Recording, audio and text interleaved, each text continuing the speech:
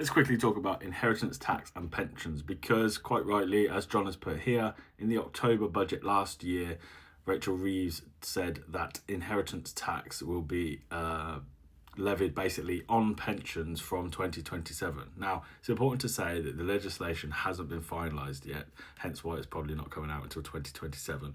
But there are some nuances. So, in the example I gave, I said about being before 75, it was all passed tax-free. So under the new legislation, for anyone other than a spouse, that is no longer the case and will become part of your estate.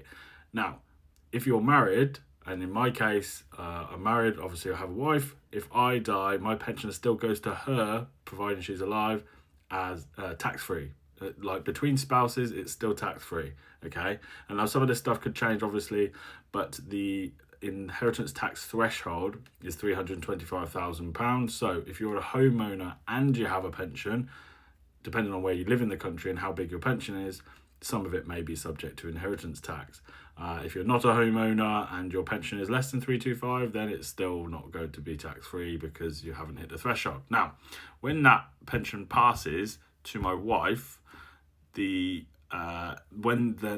she then passes away, both my allowance of 325 and her allowance of 325 gets combined for any inheritance tax due once it gets passed on from her.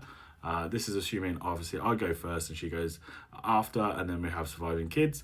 So then there's a £650,000 threshold. Now there's lots of information out there. I am not a tax expert, but I was just answering the question.